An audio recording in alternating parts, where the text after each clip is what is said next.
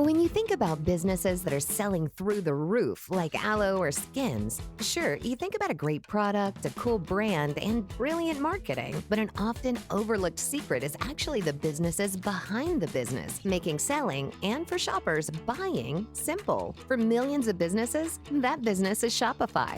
Nobody does selling better than Shopify. With Shop Pay, that boosts conversions up to 50%, meaning way less carts are going abandoned and way more sales happening. So if you're into growing your business, your commerce platform better be ready to sell whatever your customers are scrolling or strolling on the web, in your store, in their feed, and everywhere in between. Businesses that sell more sell on Shopify. Upgrade your business and get the same checkout Skins uses. Sign up for your $1 per month trial period at shopify.com/Westwood1, all lowercase. Go to shopify.com/Westwood1 to upgrade your selling today. Shopify.com/Westwood1. Welcome to Heaving Bosoms, the podcast where two best friends recap romance novels while swooning over a competent heroine and a crafty hero.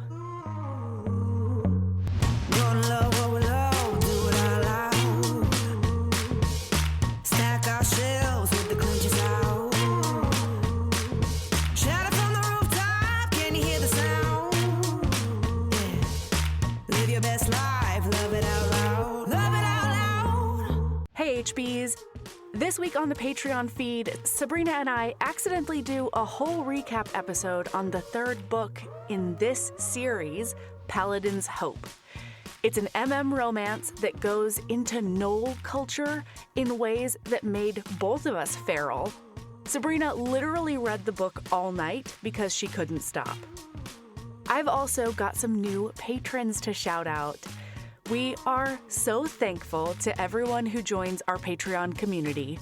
So hey, thanks and welcome to Alana H, Brooke U, Katie O, Frankie, Kathleen M, Miss M, Rachel A, and Janelle O. Y'all are the best. Thank you so much. I can't even talk about how much I love you. This week, we're doing book 1 in the Saint of Steel series. Here's part 1 of our recap of Paladin's Grace by T. Kingfisher.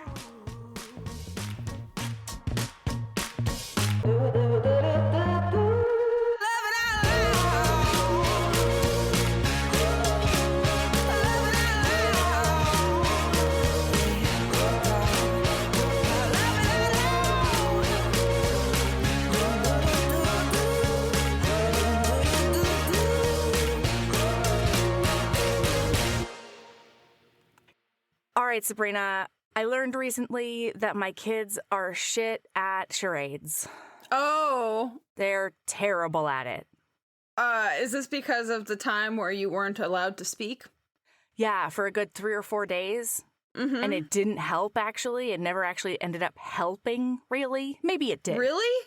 I mean, maybe it did, but 4 fucking days, Sabrina, and a visit to urgent care, and like all the ginger and honey tea I could possibly fit into my body.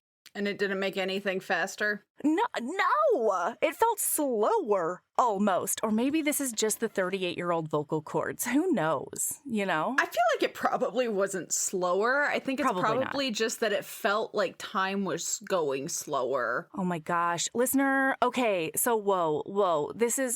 Here is an explanation of why you're listening to Paladin's Grace right now. This is TLDR, okay, shit is happening.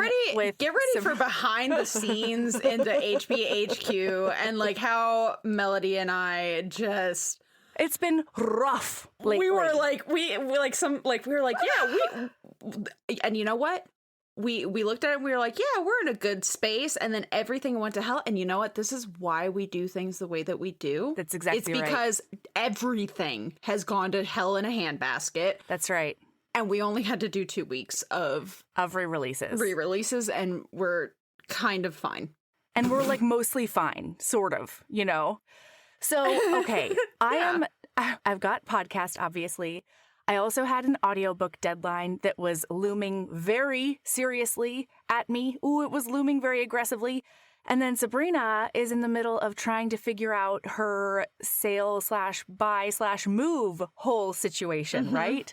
And her job is 12 hours a day for the past 5 weeks or something bananas. It's not 5 weeks. It's only like 3 weeks. Oh, yeah, no, totally. It's totally fine. It's totally fine. And that's not 12 hours a day, 5 days a week. No, that's my friend the other day. Well, one of my friends the other day, actually, I was like, man, I'm just so tired. I've worked blank hours in the last like 8 days. And they were like, wait, how did you do that with a weekend? And I was like, what's a weekend? And they were like, oh. I was like, yeah, no, when I say that, like, when it's shit hits the fan time, it's 24/7. It's not a weekends kind of like, I don't get weekend. This is I'm working my ass off and there's comp time I'm looking down in the barrel of comp time at some point this year. Someday, Sabrina, just think about it. Someday. One day, my comp time will come. Like someday I'll have an easy week. I'll be able to relax. So then I took my kids on a birthday trip that we had planned, and God, I forgot about that. Right.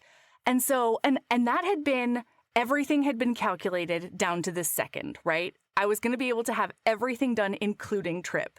However, then, as soon as I got back, I came down with a really nasty case of laryngitis, and I blame my children. And so audiobook can't be recorded. And it's crazy because it's not even like you can't talk. Like, it wasn't like I lost my voice, right? It just sounded different. And so even if I could make noises with my mouth, I had already recorded 2/3 of this book. And so none of my characters would sound the same. My regular ass voice didn't sound the same. And so I could not record audiobook. And everybody panicked, all right? Everybody did. It was mostly me, but also everyone else. And my kids are terrible at charades. The neighbor kids, the fucking neighbor kids. I would lip sync and make hand gestures or whatever to tell them what I meant. The goddamn neighbor kids knew what I was talking about 99% of the time. My kids, hey, Mom, boy, I just thought they had of no something. idea. What's up? Aren't your kids old enough to be reading? Ember is, yeah. You couldn't like type out a message on your phone? If I've got like flour on my hands or something. Oh, okay. Yeah, right. like there's sense. Or if I'm holding 8 bags and a ferret, like there's a lot of times when I can't use my a ferret. Stop it. Shush. Never. It's just an example, Sabrina, okay? It's just an example of a completely reasonable thing for a person to do. Have you ever held a ferret? Of course I used to have a ferret. Okay. They smell so bad, but they're so sweet. Oh man, yes. I have a friend who had ferrets, sweet. And like they're stinky, but man, you get used to the they're just so spunky, you just learn to love that stink, and they bounce around with their little bells and stuff. They're so cute. I could totally see, like, I love my dogs with my until my dying breath. I do a lot for my dog. You know what I mean? Like, ooh boy, they are the lights of my life. I've kind of daydreamed about. Don't look at me like that. They're not actually looking at me. Replacing them with ferrets. I feel guilty, but like, what happens when they're, Yeah, next pets. You got to think about shit like that. You got to be realistic when you have pets. Yeah, and maybe like ferrets. I was like, what if I did like ferrets? Yeah. You know? My sister just adopted some sugar gliders. I do like a sugar glider. Yeah, because they were being a little mistreated, and then their owner was moving. Mm-hmm. And so she was like, give me your goddamn sugar gliders and I'll figure out how to actually feed them well. Thank you so much. And now they fly around her house. I think that whatever I do have after the dogs, I want it to be something that is easier for me to travel. You know what I mean? Mm-hmm. Like, I love my dogs, but traveling is very challenging. Yeah. I mean, hell, this move is challenging. I'm going to be boarding my dogs the day the movers are here. Like, I'm going to board them the day before and pick them up the day after the movers are, like... Because, like, everyone was like, oh, just put them in a spare room. And I'm like, I have 2 doors in my house that are not my back and front doors. I have my bathroom door and the door between my craft room and the rest of my house. There are no doors on the rest of the rooms in my house. So anyway, the reason you're listening to Paladin's Grace right now is because I literally could not record for roughly 2 weeks. And that was after a week of vacation. And we also, like, both of us, because of our other shit, like, didn't really have time to read more than we possibly could. Well, yeah, because you were busting ass on recording. Yeah. I was busting ass on programming. And, like, the thought of we could have sped read something, but, like, that's no fun. And then on top of that, we didn't know what the fuck the reading list was. I needed to put a poll up, but when was I going to put a poll up? I couldn't. When was she going to do it, listener? We ask you, okay? Doesn't matter. Now we're on track. The patrons have chosen. They did the poll. The patrons made their voices heard, and so we've got a new reading list coming up, and we're doing Paladin's Grace because Sabrina, obviously, it's the first one in the series, and so we were reading the second one for pod. Obviously, she read the first one. I think I started with number 1 just because, like, we were thinking about doing it as a Patreon episode or something. And then I proceeded to read all the way through every book that is available in the Saint of Steel series. So we decided that instead of speed reading something and being really, really stressed about it, we are just going to do an episode on a book we loved that we had already read, and that happened to be book 1 of Saint of Steel series. So here we are. That's a long story. Long. And we will be doing the other 2 books on Patreon. Yes. Instead of this being a Patreon episode, we're just going to record it for our public episode. And we're just going to live in this world for an extra week on the main feed. Yeah. And then we'll do 3 and 4 for Patreon. Yep. I'm stoked. Okay. So we open up and we meet, a god dies on page 1. Okay. Some of the lines in this book just, boy, they punch you right in the face. Yeah. Yeah. And this book is one of them. The first line of this book, which I don't have quoted in my notes. Are you for real? It was very intense. Oh, yeah? Is that what you're going with? It was so intense. It gave me lots of feelings deep in my heart parts. Oh boy, hold on. I can probably pull it up. Hold on. I mean, I can pull it up. Wow, we're cooking with gas, man. Hey, you know what, listener? I don't know if you know this, but recording for a podcast is a muscle that you have to use regularly. It's true. And if you don't, sometimes you're a bit of a shit show for a minute. All right. Stephen's god died a little after noon on the longest day of the year. That is the opening line. A god dies, page 1. Page 1. And then it's like, chapter 1 is very short, but it's basically how it affects him, Stephen. And the rest of the paladins and just general followers of the Saint of Steel. Well, no, but the first chapter is just him being there's a hole inside of me. And then, like somebody else is like, you okay? And he just passes out and he says, it's the saint. The saint is dead. And then we've just opened up 3 years later in chapter 2. Mm-hmm. Like, oh my goodness. It was insane. So it's like 3 years later. Steven, we kind of talked about this a little bit, so we're really not going to talk too much on the history because I know that we covered enough of it in the last episode for whatever. So he's like chatting with Istvan, our delicious hero from last week. Yeah, who happens to be servicing the bishop of the White Rat. Thank you very much. I screamed when I found that out in this book. Right? I love that so much. I want Bear Tongue's book. Bear Tongue has to have a book. Are they allowed to be married in the Temple of the White Rat? I have no idea. I feel like the Temple of the White Rat is too pragmatic to be like, you need to be celibate. You know? Too pragmatic. I mean, one of my favorite clearly things... they don't have to be celibate. Yeah. But, like, Are they but, allowed to have married. like dedicated marriages? I don't see why not. Usually with religions, it's either you can fuck or don't fuck, and if you can fuck, then you can last do. in last book, they're not allowed to get married. Those Ursa babies, but they're allowed to have like partners. Like that's already a thing in this universe. Well, then I don't see why she couldn't have a book. I know. If she But, had a like, partner. I don't It has know. to end in marriage, Sabrina? Is that what you're saying? For a relationship to be legitimate, it has to end in marriage? Wow. You Sabrina fucking- just coming out hot. There's gonna be with a these there's opinions. There's gonna be a brand, because this is such a well-known series. There's gonna be a brand new listener who comes into this fucking podcast and they're like, "Wow, they did Paladin's Grace before Paladin's Strength. I'm gonna go listen to that one first because it's the first book in this series." And they're gonna be like, "Wow, Sabrina's a fucking like a cishet monogamous asshole who has a very strict view of all of these things." Hey, everybody out there who's in a romantic relationship but not married, Sabrina does not recognize the legitimacy of your love, okay? And that's just how she feels, and nobody can talk her out of it. I've tried, okay? I've tried. And it's, I'm still friends with her because, You know what? Sometimes you can differ on opinions but still be friends. I'm hearing that a lot lately.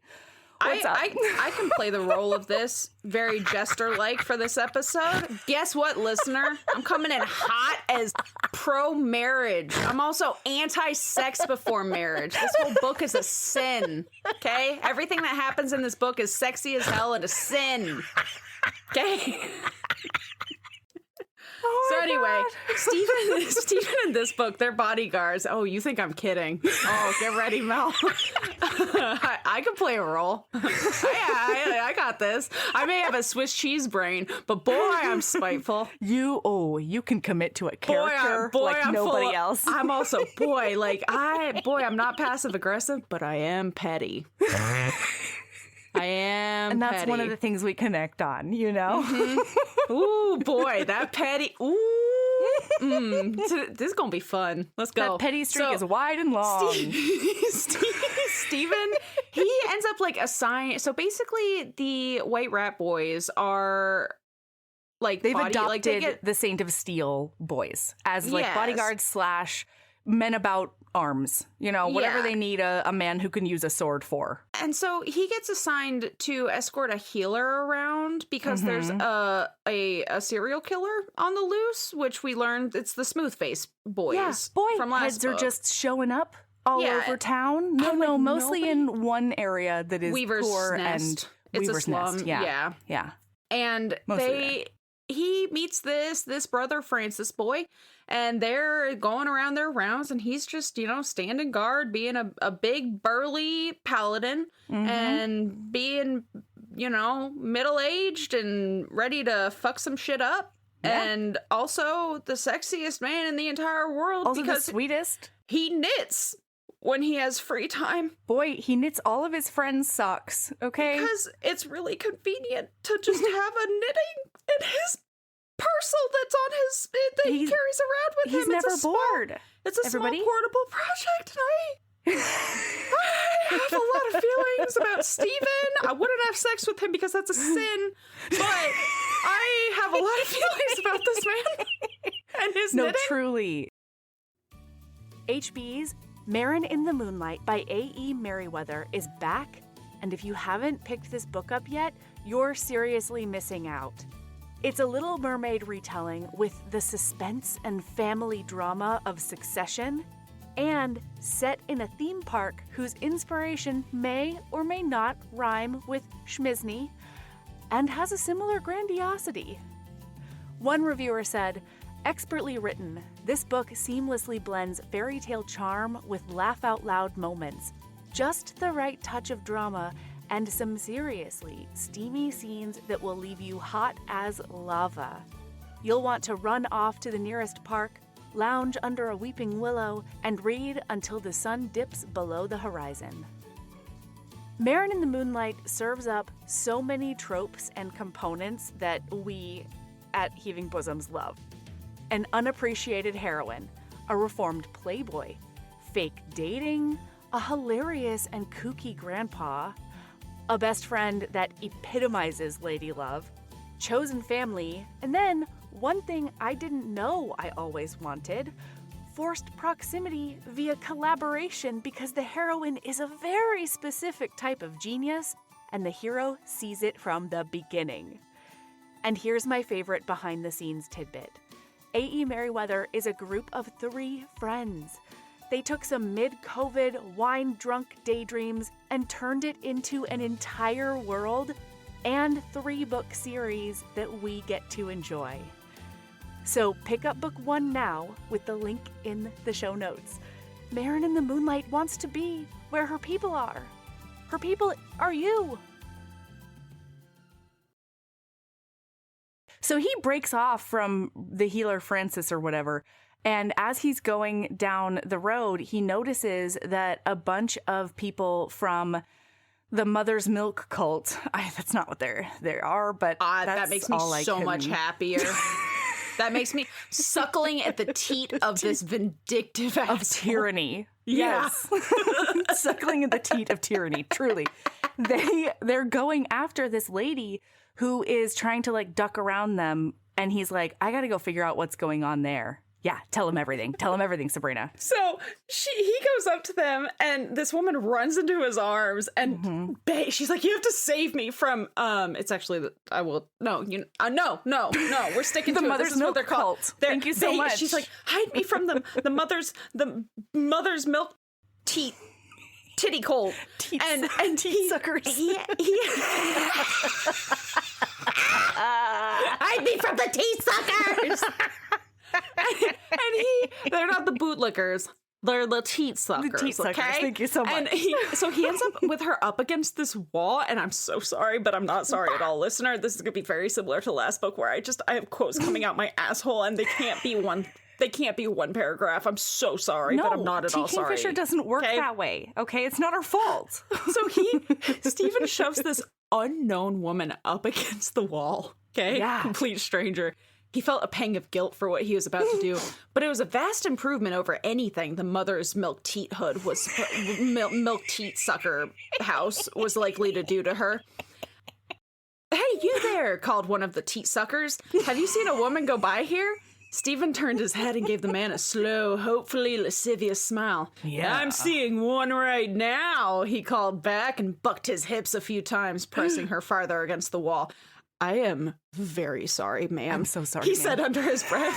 And then he's like, there's more girls down that way. You can get your own. This one's taken. And very quietly, extremely sorry, ma'am. And once they've left, this young lady will want to put a knife in my good bits, and frankly, I should probably let her. The young lady in question let out a sudden moan loud enough to make him jump and shouted, "Oh, yes!" Oh, she says. Oh, Saint. She isn't. She was. In fact, she was trying to climb him like a tree. Stephen had to brace himself against the wall and grab for her leg, which she was trying to wrap around his waist. To his mild horror, by the way, don't forget, listener, this entire thing is a sin. To his mild horror, she let out another cry of feigned ecstasy. Please, he whispered, my ears. Sorry, she whispered back. Yes, yes! Yeah! The teat suckers were still staring at them. Suspicion? Voyeurism? Stephen had no idea. Oh, is that how you like it then? Like that? He watched the pair out of the corner of his eye and whispered, I am so incredibly sorry about this. Gosh. You're doing great. I hope. Oh, yes! His unexpected partner in this descent. And then he's like describing her, blah, blah, blah.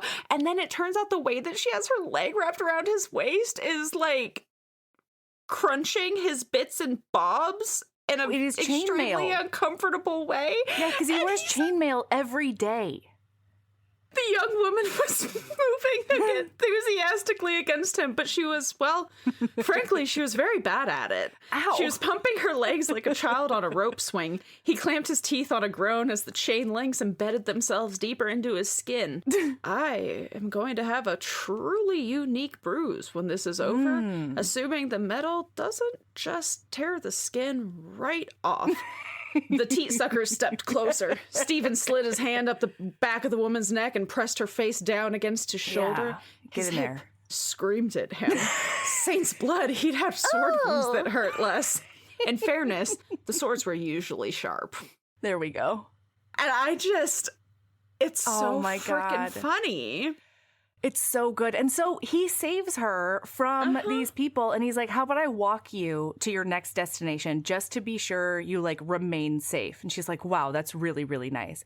And meanwhile, we find out from her perspective that the whole time she's in his arms... This woman's Mel-coded, by the way, listener. Why? Because Mel-coded? She will absolutely steal a flower that she needs. Yeah. Oh, yeah. From a public space. Yes. Yeah, look, she got permission from the groundskeeper. Thank you very much. And the teat suckers just, like, don't recognize his authority. But she's getting caught for foraging for a very specific type of weed in order to use it to remember. We're going to have to remember teat suckers for the rest of the books because these people have to come back. There's no way that they don't come back. Every single book they come back. Every single book. Okay, because I haven't had a chance to read 3 or 4 yet. Oh, my God. Because, again... I know that when I sit down to read it, it's not going to be I can stop. It's going to be, I need a solid 5 hours. At least. That I can, and I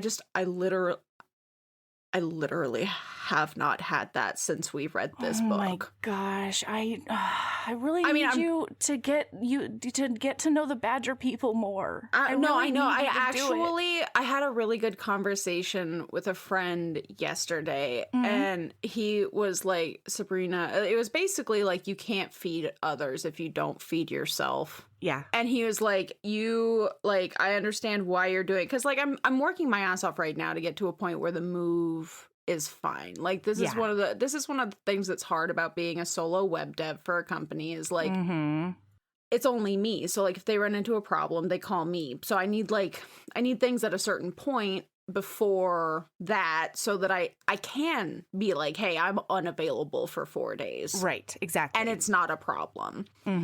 It's just... So I'm working my ass off to get to that point. You know what I mean? Like I'm front loading the trip, and he pointed it out. He was like, I understand what you're doing, and that you're aware that you're not at, like, burnout yet, and that's good. But, like, you're allowed, even with a deadline, you're allowed to, like, take some time. Yeah, you gotta. And it was like, I think I needed that reminder because I've been hard hermiting with how much I've been working. Yeah, and so. You know what? I've decided, like, I have some work that I have to get done tomorrow. But, like, other than that, I think I'm going to take the afternoon and I'm going to read the next book in this series. I've been wanting to do it for weeks. Like, I just want to take a day where for 6 hours I do nothing but sit in my armchair and maybe take an old grandma nap where I just lay my head back and accidentally fall asleep for an hour or two. And then I wake back up and I just do a little bit of knitting. You know? That's right. Yeah, and you get to know those Badger people. I can. And everyone feels better, and the world is better. And just then slightly. and then I will read. I will set aside in a day or two time a different afternoon. The 4th book, because I know that's going to be the same. I'm just going to tear through it with that Tomato Man. You know? No, that's the 3rd book. 3rd book is Tomato Man. Who's the 4th book with? Marguerite and Shane. Shane. Oh, Shane. The quiet one with the unfortunate beard. Because he's too pretty for life, and he cannot stand people telling him how pretty he is. Because they can't believe he's not a paladin of the dreaming god. He's so pretty. And he got rejected by the dreaming god before the saint took him, so... It's rough. This is why I haven't been able to read them yet. I know.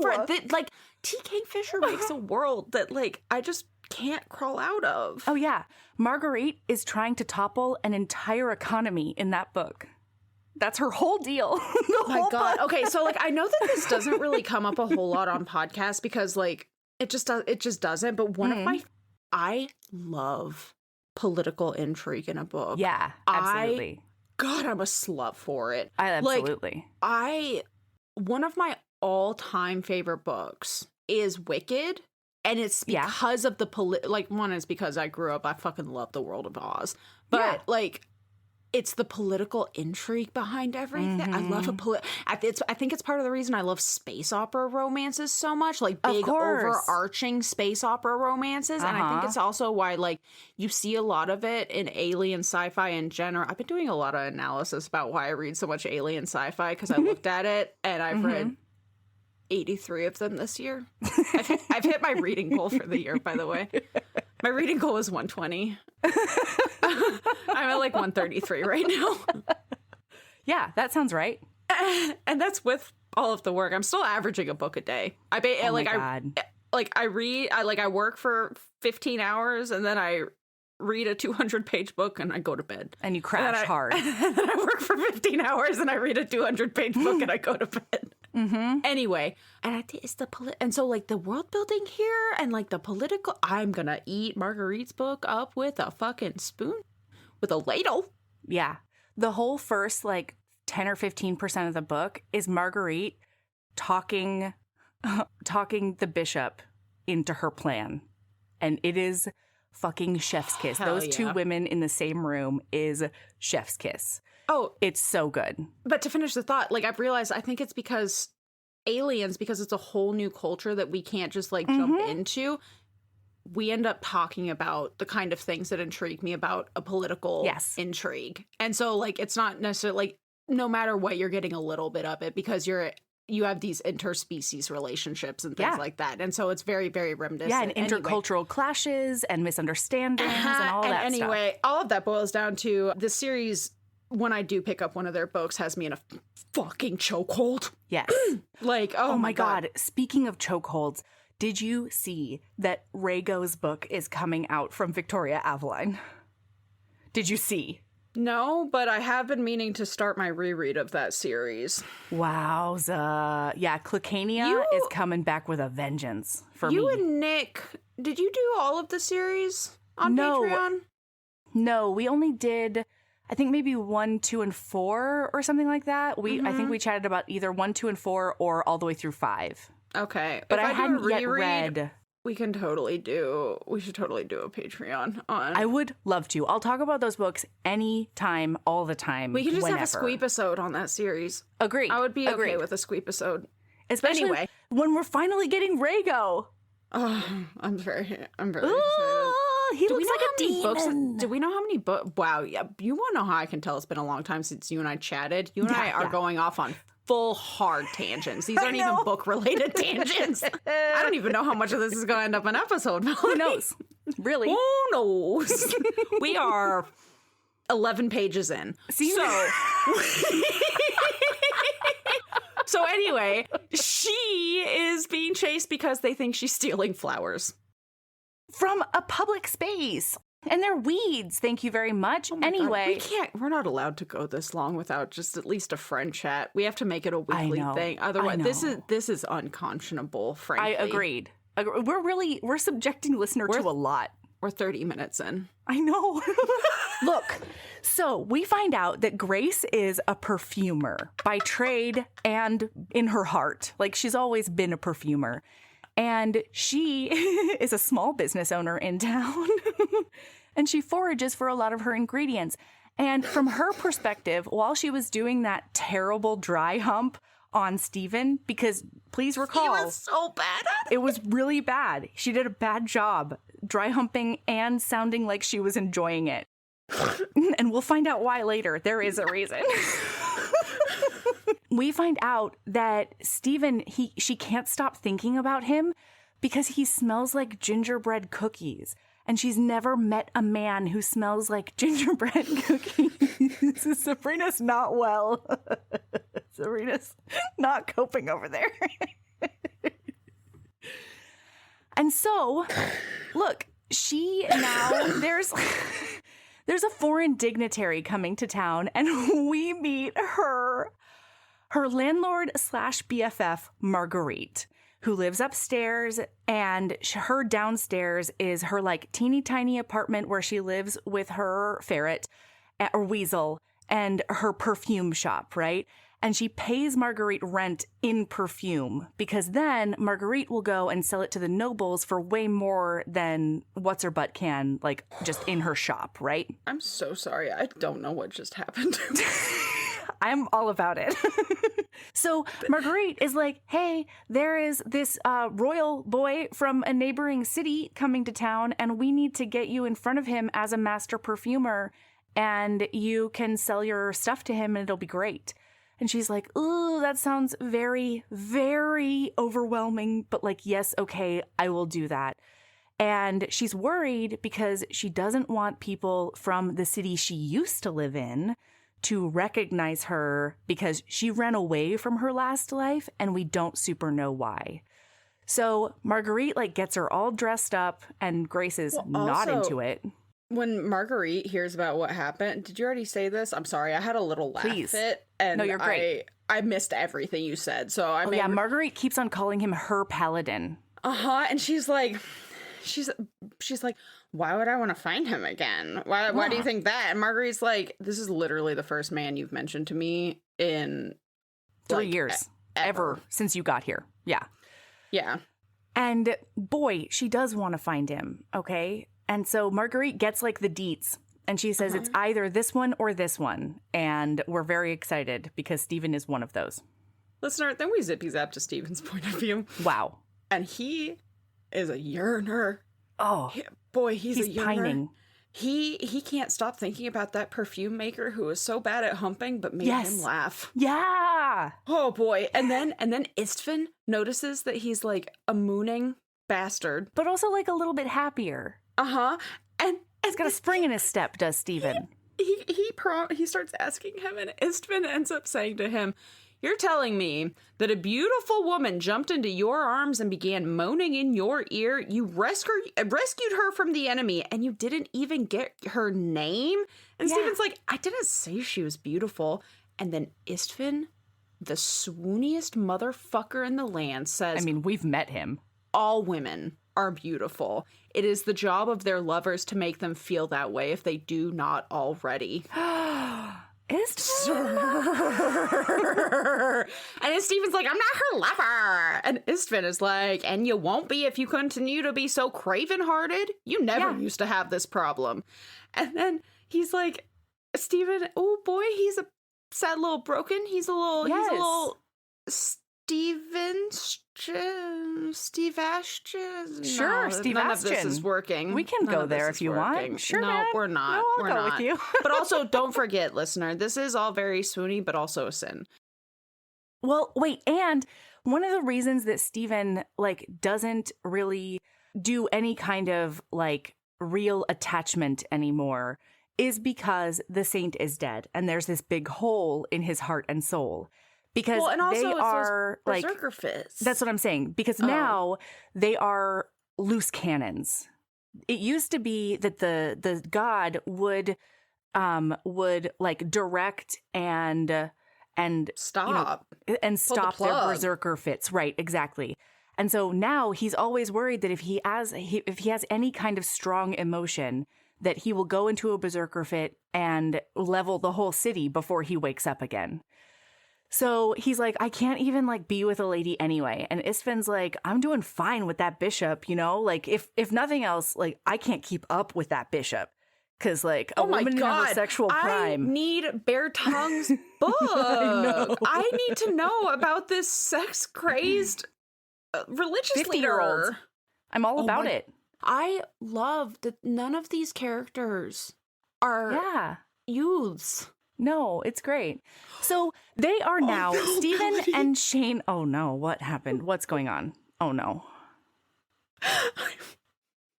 There's something very concerning happening over in Sabrina's. Okay, I took a little bit of time to myself with my friend today, and we went to the coffee shop. Okay. And this man walked in, and I was like, oh, wow, that is a beautiful man. Okay. And then I overheard him talk to somebody, and he made some comment, and I was like, oh no. Oh no. Please, no. No. He works at the car wash. No.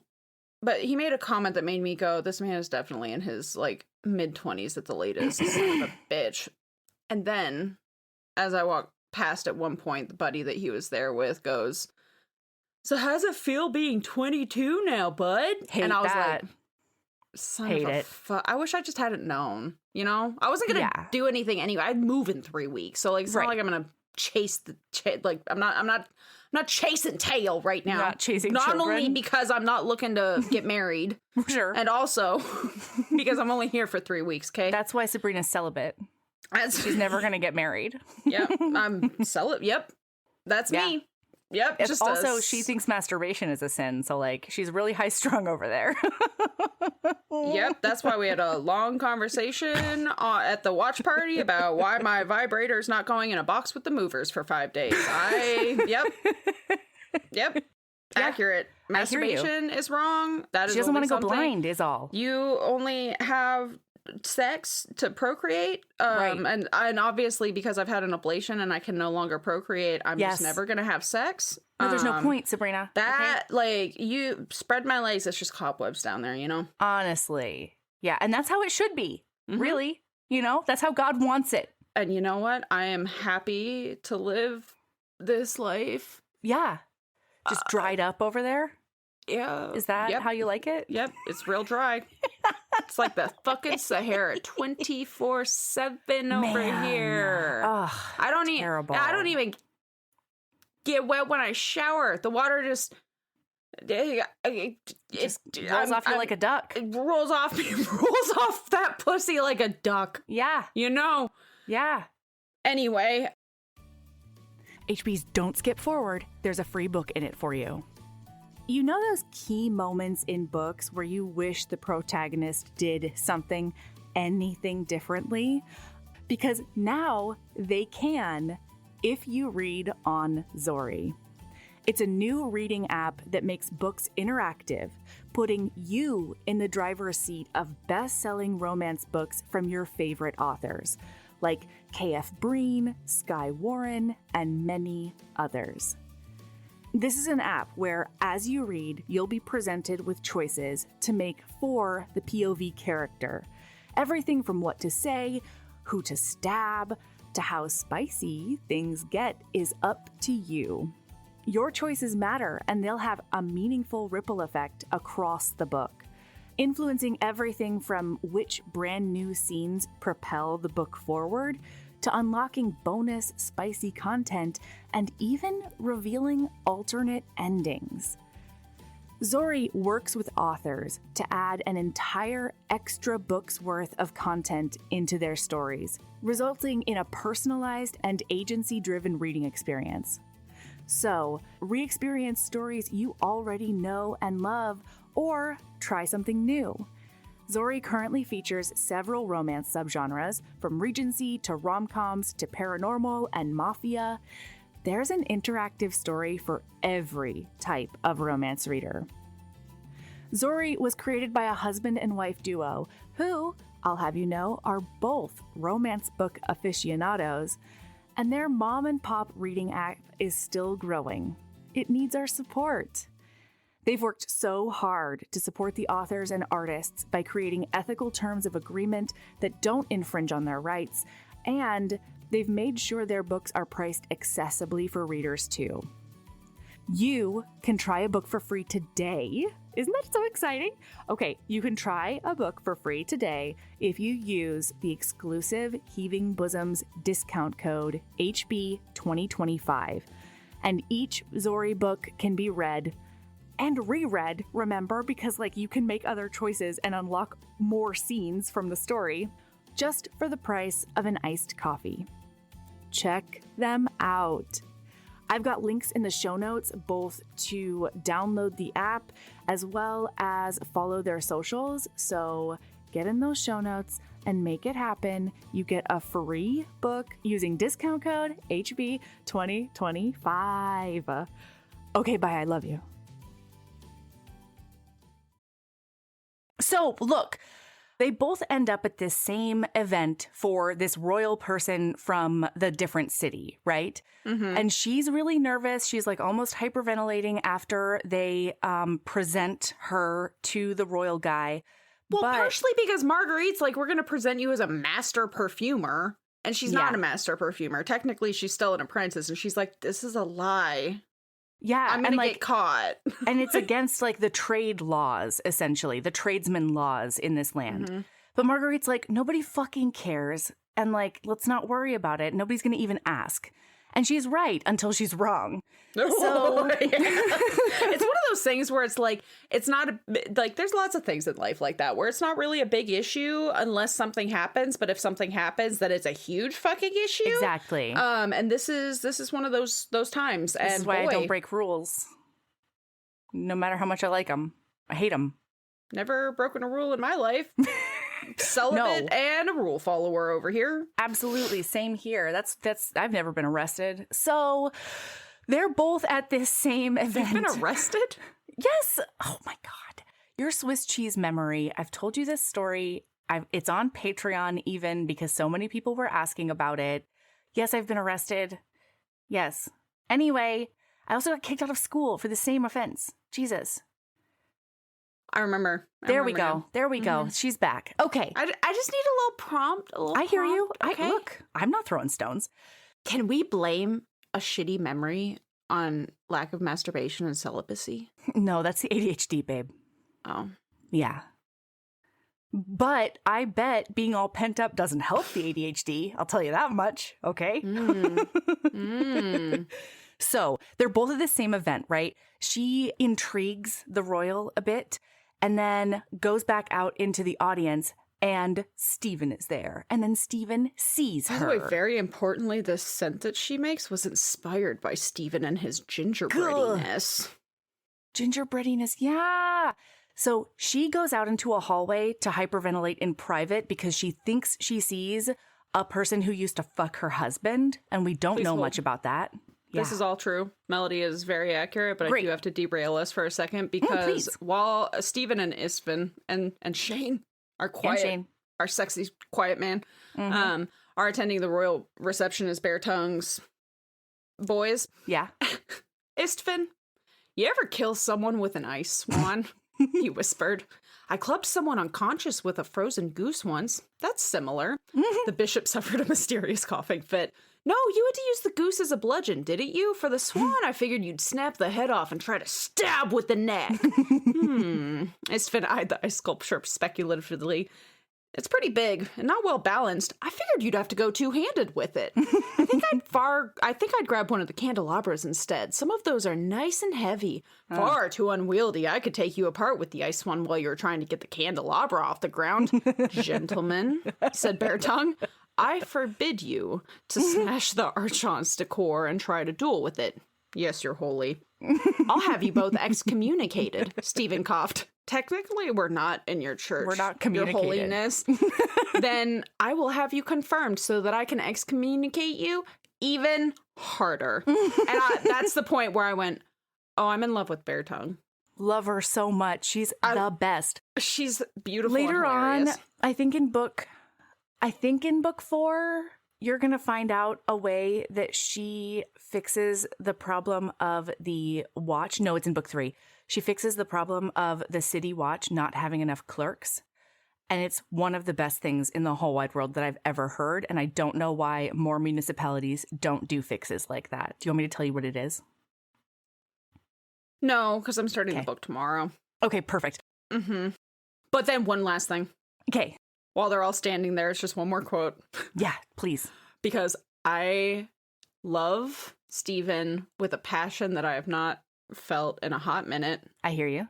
I say that we literally just had my personal West Renaissance. But he wished that he could break out his knitting, but for some reason people didn't take you seriously as a warrior when you were knitting. He'd never figured out why. Making socks required 4 or 5 double-ended bone needles, and while they weren't very large, you could probably jam one into someone's eye if you really wanted to. Not that he would. He'd have to pull the needle out of the sock to do it, and then he'd be left with the grimly fiddly work of rethreading the stitches. Also, washing blood out of wool was possible, but a pain. Still, if he had to suddenly pull out his sword and fend off an attack, there was a chance he'd drop the yarn, and since he'd been feeling masochistic and was using 2 colors for this current set of socks, there was absolutely no chance the yarn wouldn't get tangled. And then he'd be trying to murder people while chasing the yarn around. And God forbid the tide rose and he went berserk. You never got the knitting untangled after that. You usually just had to throw it away completely. That's right. And I have never felt so sinful. You felt so and like sinful. giving up my vows than I did reading that scene. Okay. Yeah, that was almost enough for me to bash those cobwebs away, you know? Wow. Yeah. Mm-hmm. Yeah. I was like, I would let this man. We don't have to be married. You don't have to put a ring on it. We don't have to. We can do things the for reasons we later. can do things for reasons other than procreation. Wow. That's serious business I know. for Sabrina. Serious Sabrina. business for Saint Sabrina. So she goes out into the hallway and he follows her to be like, hey, girl, you okay? And then Marguerite joins them.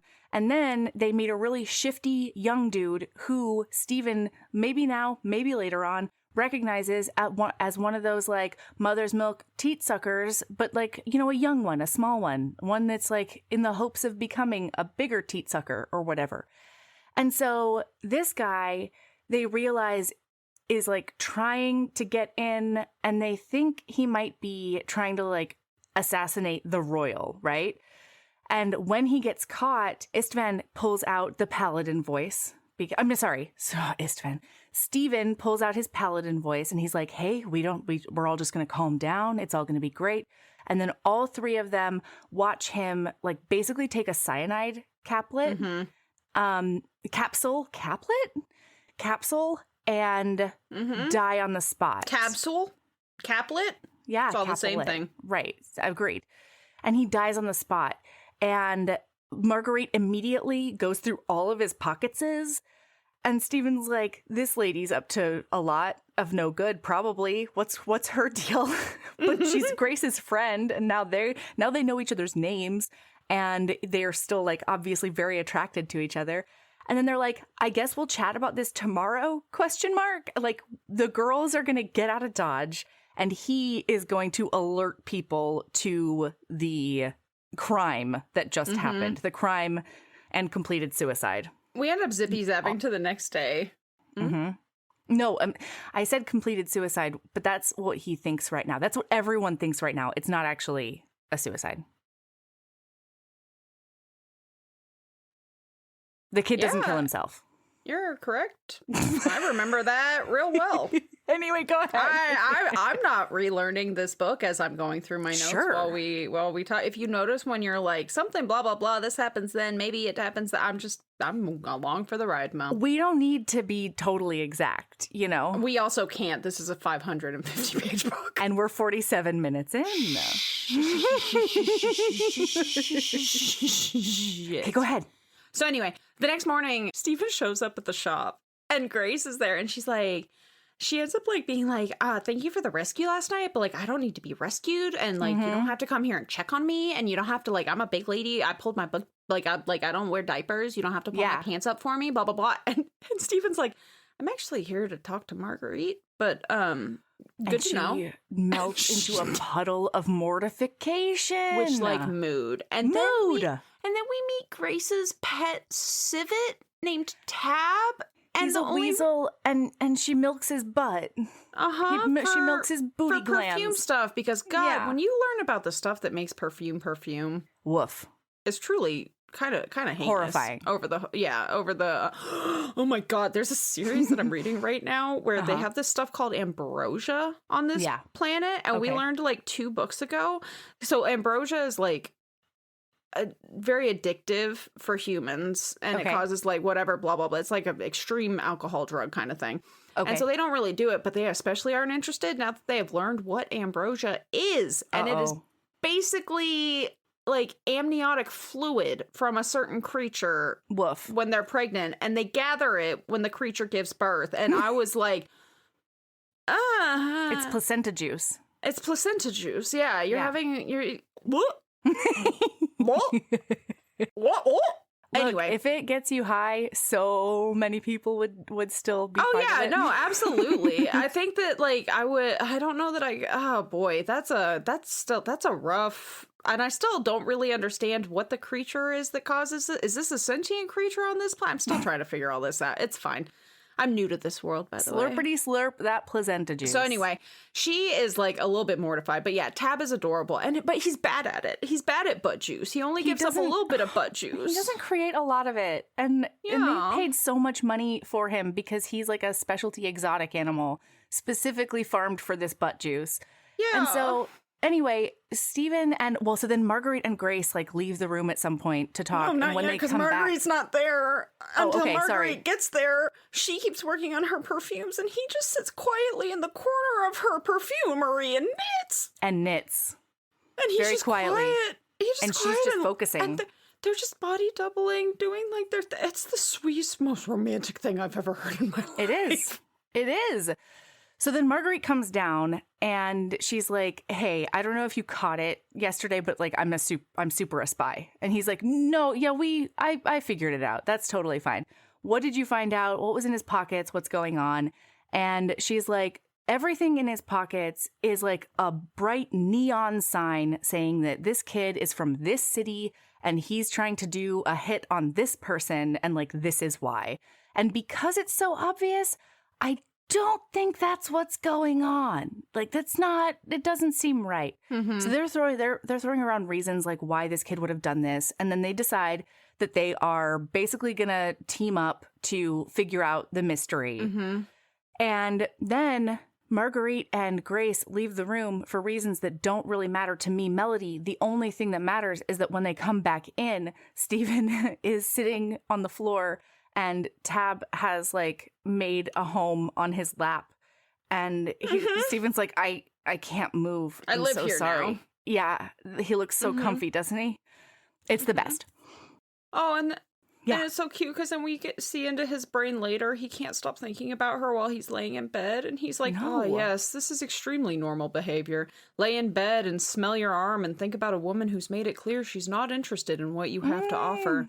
He could still remember the flat, trapped look on her face when she said, I don't need you to keep rescuing me.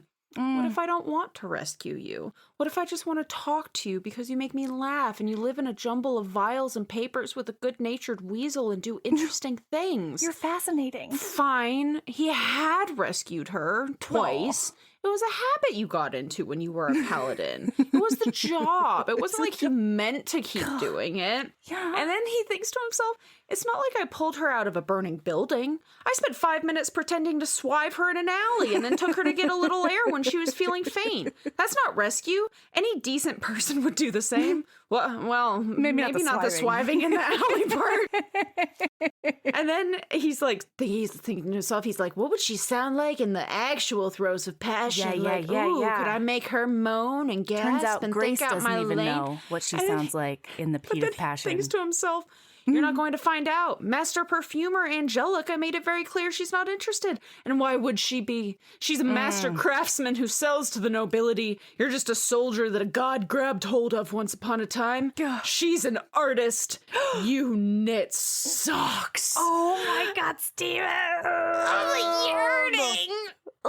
Meanwhile, she's doing the same thing, except what she's telling herself is, oh, he didn't even come to see me. He's just here to see Marguerite. And Marguerite's like so buxom and hot and awesome and like totally cool. Interesting. And all the dudes like her already. And like that makes sense that he would only be here for Marguerite. It's fine.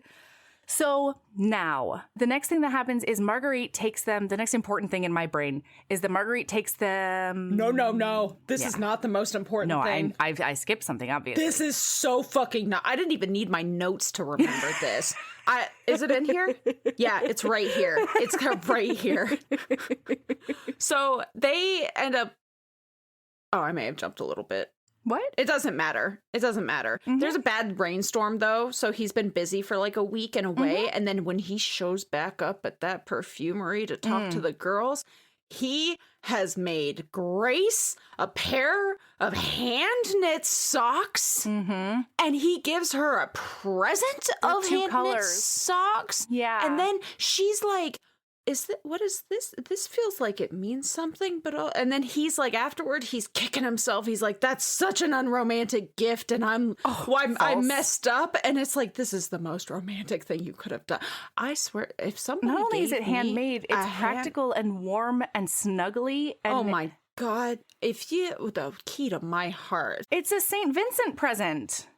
Somebody in the Discord was talking about, what was it? The Lady Wife. They were taking notes on ways to win my heart, and Lady Wife was one of them. I need you to know that if you knit me a pair of socks, you're well on your way. Okay? Wow. Yeah, I love a practical present. For any of you keeping track, except don't forget, I will never be married because I cannot procreate. No. And I am celibate. So yes. Unless you're happy cool with that? With cobwebs, and if you're cool with that, if you just want to knit side by side, Sabrina's your person. Because to be clear, I am insatiably horny. I'm just not allowed to do anything about it because of these vows that she doesn't want to self-flagellate after, you know? She got an infection once. It's really inconvenient. So from self-flagellating, don't be weird. Don't make it weird.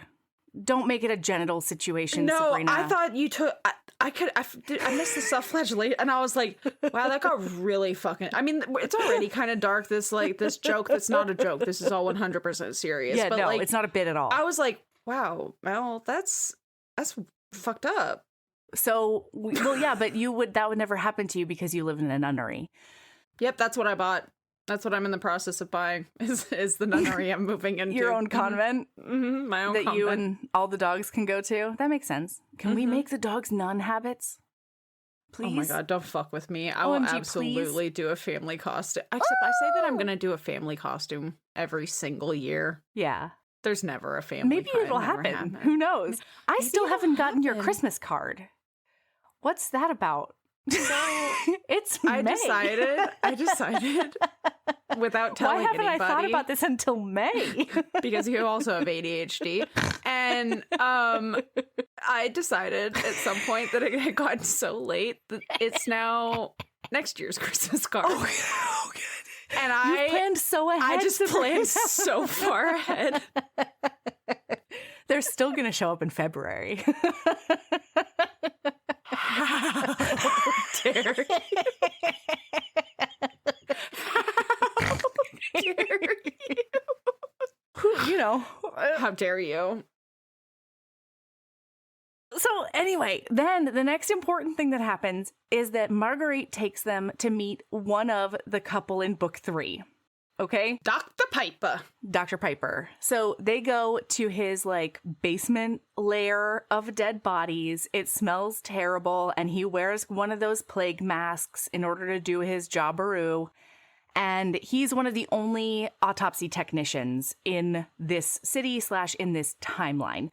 So when they go there, they see like, oh, Stephen is feeling so protective of Grace because Grace is having a hard time with the dead body and with the smells, because Grace became a perfumer because as a child in like a workhouse or something, she was an orphan, and a tradesman came in and made the kids all sniff stuff and be like, the fuck do you smell? And a lot of them were like, flowers. And then she was like, this one specific flower and another scent that I've never smelled before, but it kind of smells like, I don't know, cinnamon or something. And he was like, okay, I'm purchasing this one. This one is now my indentured servant / apprentice. And I'm going to keep her in my house and teach her perfume stuff and like, you know, berate her a lot. Also be a gigantic asshole. Yeah. Be really verbally abusive and, you know, give her the self-confidence of a woman who will marry an absolute asshole to get under his roof, to get out from under his roof. I'm sorry.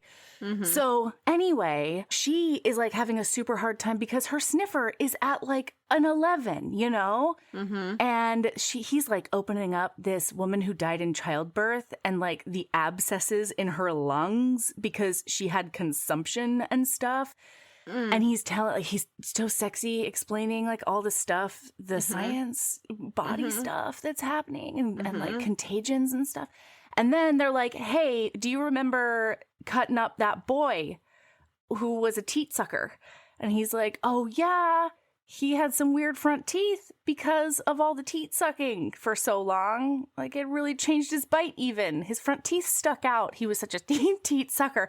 But the important part was T. Kingfisher was made it very, very clear. Vivid.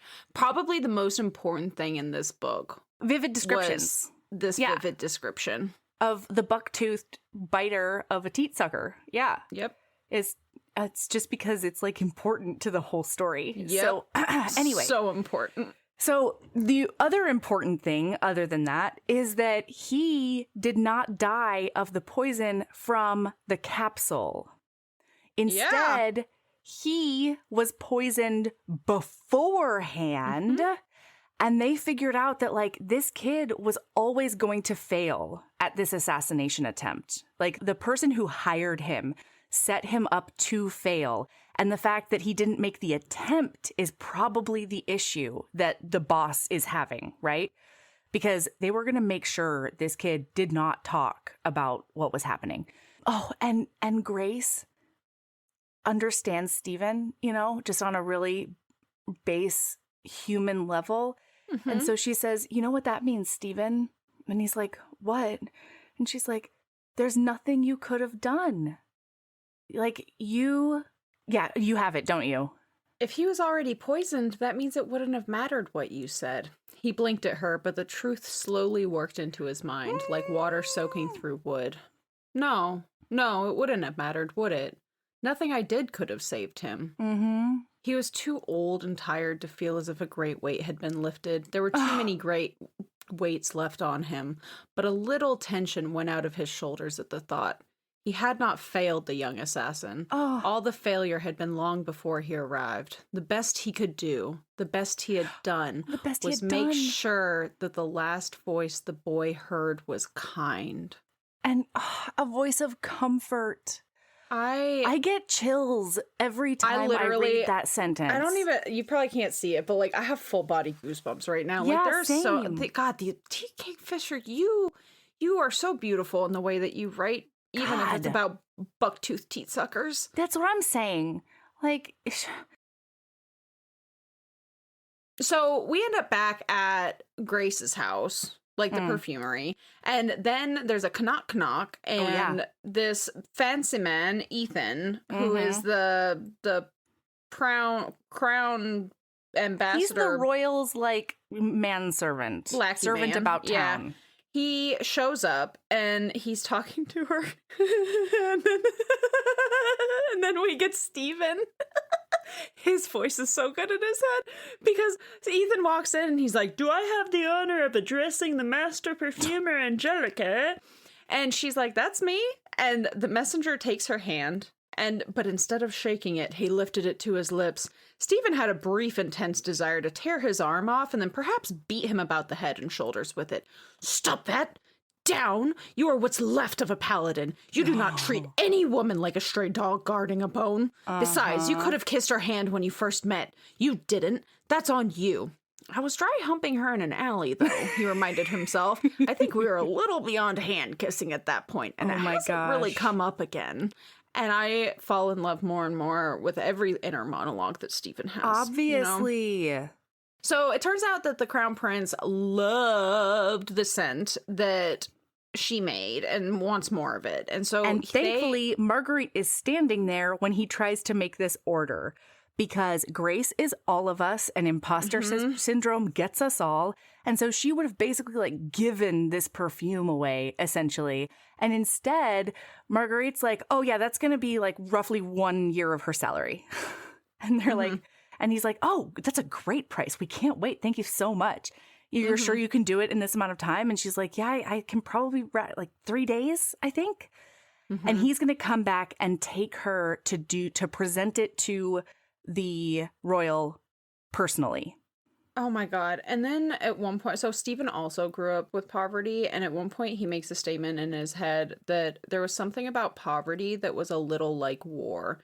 Either you had been there or you hadn't, and it wasn't really possible to explain it to anyone who hadn't. And, like, that fucking hit Yeah. so hard. Because, like, sometimes people, they'll, like, talk about, like, their childhood experiences, and they're, like, as if it's, like, relatable. And I'm just like, we had very different experiences growing up. Yeah. Like that's not a universal experience, my friend. Right. Like, right. Yeah.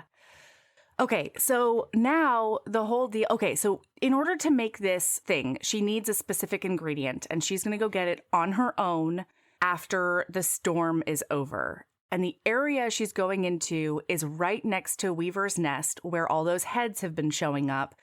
And it's also, like, incredibly muddy.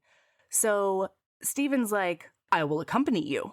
And she's like, you want to rephrase that, bud? Because, like, I didn't invite you. And he's like, oh, will you please let me come and invite? Like, can I please come because of all those heads? Like, I really don't want you to get murdered. I also just need to share that there's a point where Steven is talking to Tab and working out his feelings with the civet, with the butt juice animal. Yes. And he looks at him and thinks to himself, besides, what do you have to offer any women? I will make sure you always have warm socks is not a line to set anyone's heart aglow. And you know what, Steven? You're fucking wrong. You're a dummy. You're a hot dummy. You are the hottest, dummiest dumb. Hottest, dummiest dumb. And then, oh boy, continue. So it's part of this tension, right? Of, like, her being like, I'm an independent person who, like, walked 3 days in the snow with Tab one time in order to escape a bad situation. And Steven's like, toes. Yeah. Steven's like, I wish I could ask more questions about that, but I certainly can't because it's none of my business. She's not interested in me. It's totally fine. Listener, it's totally not fine. Yeah. I don't know if you've caught on yet, but Steven is feeling some things. Yeah. And he's like, I don't know how to stop, like, being a protector and saving her accidentally in order to, like, be hotter to her, essentially. And so he's like, you know what? I'm just going to be her friend and everything else, and we'll go from there. So they decide to go out on this exhibition together to get this very specific type of moss that grows on a very specific oak. What's up? It's a lichen, maybe. What's up? Exhibition? Did I say that? Yeah. Is that what I meant? It feels wrong. It does, doesn't it? But there's something... Expedition. Thank you so much. You said exhibition, and, like, my brain just, like, hard record scratched. And I was like, I can't. It sort of felt wrong coming out, but I didn't know. Well, but, like, it sounded right. It sounded right, but it felt wrong. Yeah. Anyway. Hey, expedition is what I, a professional podcaster, said out loud. Thank you so much to my wonderful Well, and the partner funniest part crime. is immediately my brain was like, it wasn't the Lewis and Clark exhibition. What a hyper-specific example, Sabrina. When's the last time I thought about Lewis and Clark? Not any time recently. Wow. Yeah. The only reason that I've thought about them recently is because I was trying to explain a Sacagawea dollar to my kid. Yeah. Yeah. That's a fun, nuanced conversation to have. Oh, yeah. It was treacherous. Yeah. It was hard to boil down for a 6-year-old, but I tried. Yeah. I tried while also, you know, trying to honor the people who were taken advantage of. Yeah. If that makes any sense. Yeah. It's one of those things where it's like, we're not hiding hard facts from the children, but also, like, getting those hard facts into, like, easily digestible by a 6-year-old. Yeah, like, I'm not trying to wake up at 3 a.m. because of a nightmare, you know? And that's a selfish thing that I'm doing. I know. Mm-hmm. It's a balancing act, really. So anyway, as they're going out on this expedition, they're talking, they're getting closer. It's very, very cute. They're flirting. And they're also talking about, like, this fucking mystery, the mystery of all these goddamn heads and what it could possibly be. Then there is the smell before or after? It's after. So, yes. What happens? Yeah, please, thank you. Is he lifts her up to reach some oak moss. Oh, yeah. And then when he lifts her up Within about 5 seconds, Stephen knew that he had made a severe miscalculation. Yes. His jaw was pressed against the soft curve of her belly, and one of her breasts was actually resting on top of his head. Yeah. Saint's bloody tongue. What was I thinking? He groaned. Are you all right? Am I too heavy? You're fine, he said. The weight was not an issue at all. It was her hips against his chest, the fact that he was drowning in softness. Dear God, he tried to hold still and think of something else, anything else. And then he has lots of horny, sinful thoughts. And then he thinks to himself, it would be a terrible idea. He told himself, sex in the woods is busy. It's lousy. You get pine needles in places. And right now it's all mud and mosquitoes. Terrible, horrible idea. His body did not agree. His body had definite opinions about the matter. Stop. You are the responsible one. You are not going to make love to a woman on a mud-infested hillside. That is not responsible. She will get bug bites. So will you. And then he brings her down, though, and she slides all down his body. And then she looks up at him, and it's all over from there. The most She goes up on her toes. He bends down a little bit, and it is fantastic. Until he freezes and pulls away because he doesn't deserve love. And then he apologizes. Sir. Oh no, it's terrible. That is there are so many ways you could have handled this situation, Stephen, and unfortunately, you picked the worst. Right? This is the worst possible thing that you could have done. Because it makes her feel like dirty in addition and guilty in addition to rejected, right? And meanwhile, he's trying to also explain that it has nothing to do with her. She's wonderful. And she can't hear that in this moment, obviously. No. And so as she's like stomping away, she's like, oh my gosh, there's a weird smell. What's happening with that awful smell? And then she steps on a severed head.